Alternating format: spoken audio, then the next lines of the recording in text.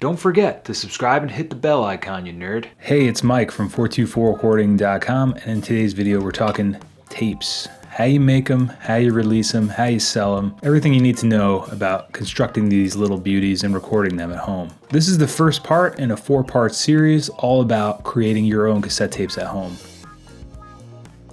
I think a good couple questions to ask yourself before putting out your own tapes is, what are you releasing, why are you releasing it, and what are your goals for the release? This will give you a good idea of how many copies you need to press, because if you're a band that nobody's ever heard of, it wouldn't be prudent to make 1,000 copies of something. And honestly, this is one of the advantages of making your own tapes, is you can make as many as you want. If you want to make 5 of them, 10 of them, 1,000 of them, you can do that, but it's all relative to what you're releasing, why, and what your goals and expectations for the release are. I think be smart, be wise, think about how many you're actually going to sell. I think it'll work out better for you in the long run. I mean, it's a tale as old as time. I'm sure you know bands or have been in bands where you've put out records and CDs and you still have boxes of records and boxes of CDs and potentially tapes sitting in your closet, basements, and attics right now. You could also set up a pre-order to gauge audience and determine how many you should make based on that pre-order. If you do a small run, chances are you could have a setup that would allow you to print them on demand or record the tapes on demand.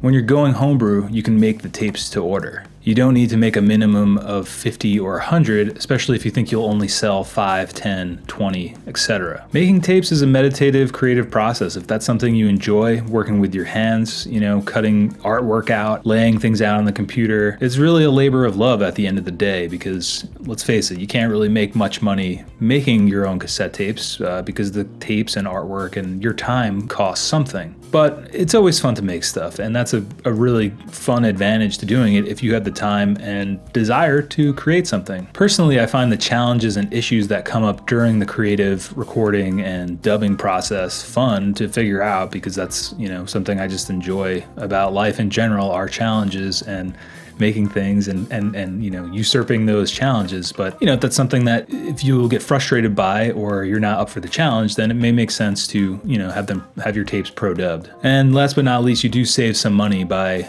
making them yourself,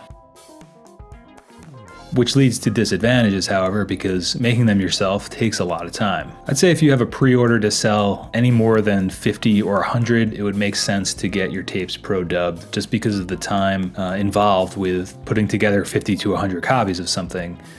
5, 10 copies is pretty easy and fun to do, but once you get much well above, 25, I'd say, the process can be grueling. I mean, it depends how many decks you have set up and what your setup is, and who you have helping you. And, if you have time at home or work from home, you could always set up, a bunch of tapes to get dubbed while you're doing something else.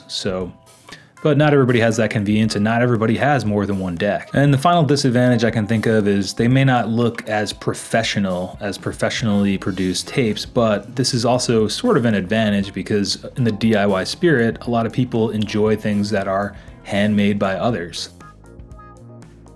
So I recently did 2 tape releases. One was called Just a Trick, and the second is coming out actually.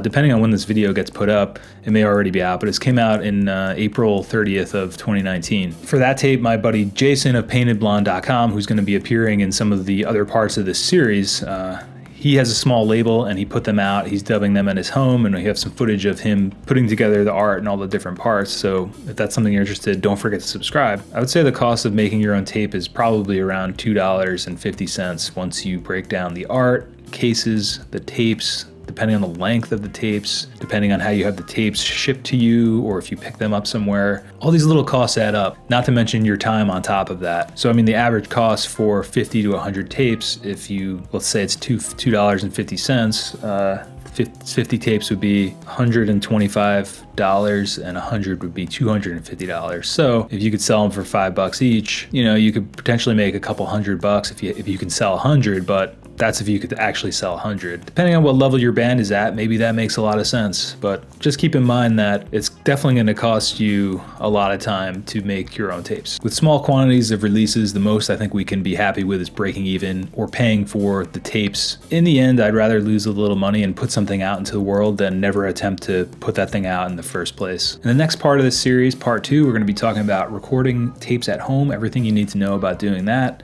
Part 3 is going to be artwork and cases. And like I said, part 4 will be some practical ideas about selling and shipping your tapes. Don't forget to subscribe to my YouTube channel, you nerd, and turn notifications on if you're curious about when those videos will be coming out. I'd say probably within the next month, next couple weeks. Here's a couple places where you can get tapes or tapes pro-duplicated for your next project. Godspeed, my friends. Make sure you do something you want to do today, all right?